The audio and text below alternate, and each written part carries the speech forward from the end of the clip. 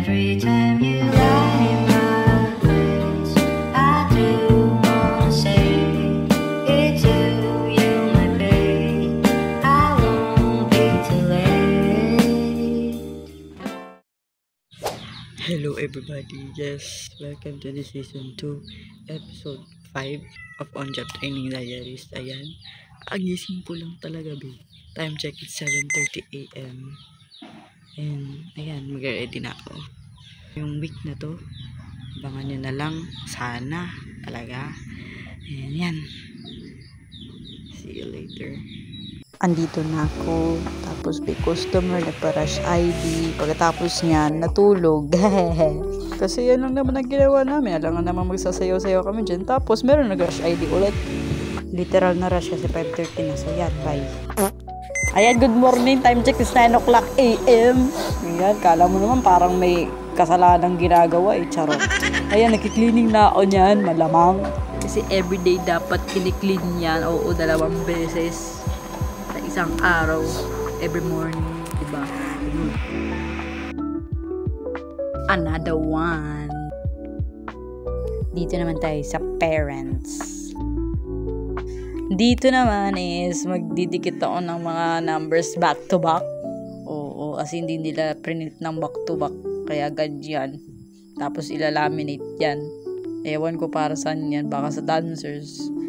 Basta yun, ginawa lang na namin ang dapat namin gawin. Ayan, laminate ko na siya. Hago! Ibang angulo naman kasi hindi lang paglalaminate ang ginagawa ko dyan. Nag-multitask na ako niyan kasi hindi lang ako naglalaminate yan, kundi nagditikitan ako ng mga ribbons. Ganun. Tapos uwian na. Diba? Ganun kabilis. Hello, good morning. Ayan, nandito na ako sa labas kasi wala pa si Sir, sarado pa. And siya lang naman magbubukas. Time check, it's 9 o'clock AM. Diba? Late.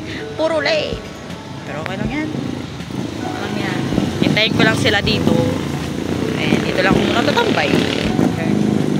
May customer na agad kanina nagpa-rush ID.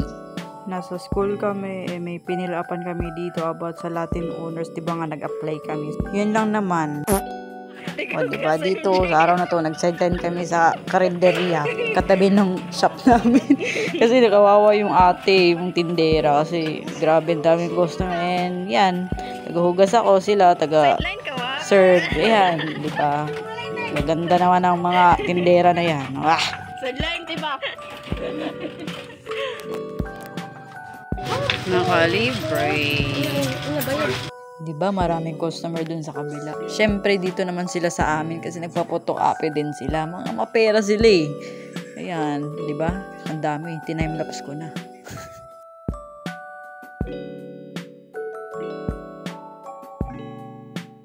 Another cutting tarpaulins. So, ayan na ang naging resulta. Puro paltos kasi grabe ang dami. Tapos nasugatan pa dahil sa metal na ruler. Ayan, tomorrow again. Ayan din, maglalakad na naman ako. And time check, it's 9. And ayan, punta na ako doon. Siyempre maglalakad. Papayong kasi naambon. Siyawal po naman guys. Lapit na. Dito na ako.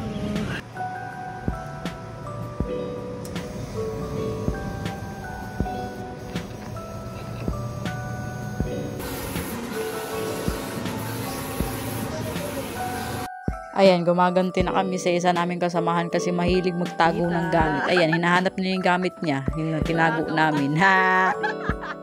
Manago ka!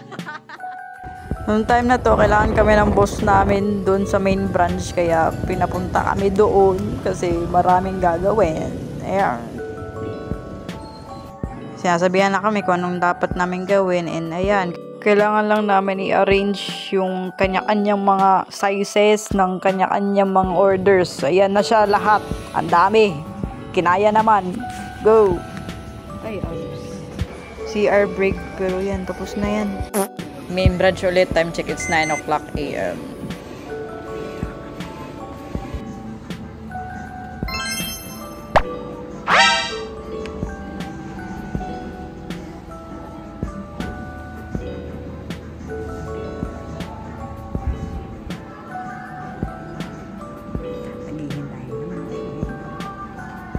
Sinuggest namin na i-press na lang namin yung mga ginawa naming ribbons. Basta yun, para may magawa kami and may matutunan din naman kami.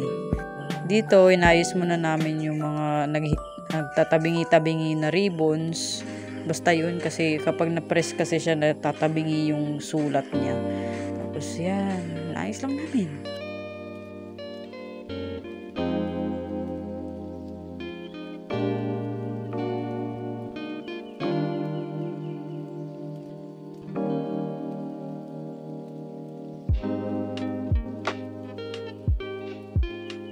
Dito sinabihan kami ng sir namin na ayan, lipat namin itong mga t-shirts na natapos na kasi baka back to zero, kasi yun nga, heating press din yan na t-shirt, sublimation gun.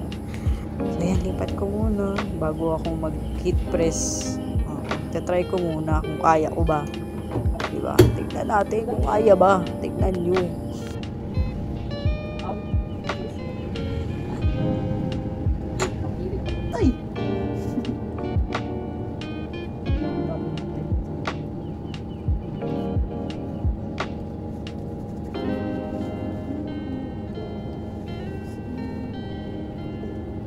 Kakayanin ba o hindi? Hindi be, masusunog na yan be.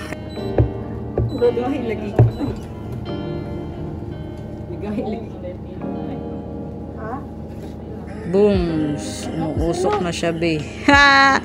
Yan kasi pabida-bida kay. Yan, siya na lang ang pinagawa ko, and ako ang ginawa ko na lang taga-alis ng mga yan, yung papel na nakadikit, malamang.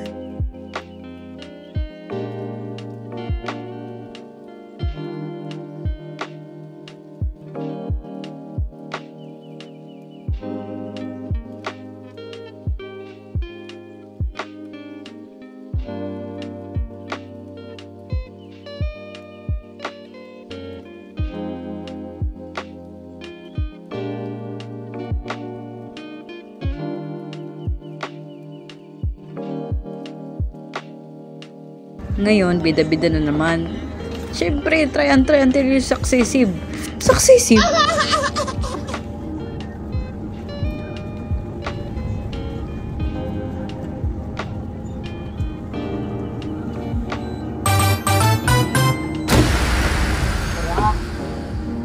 Buha na.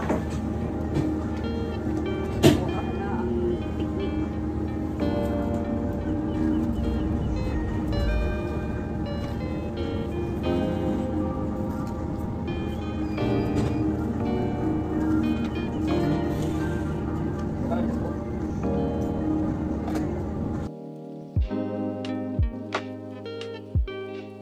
Ganon.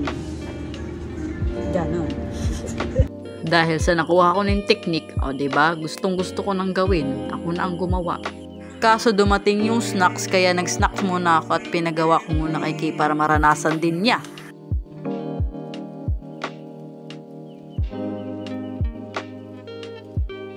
Ginagawa ko na yung pwesto niya kasi dapat niya din kumain, hindi yung ako lang dapat ang kakain, syempre.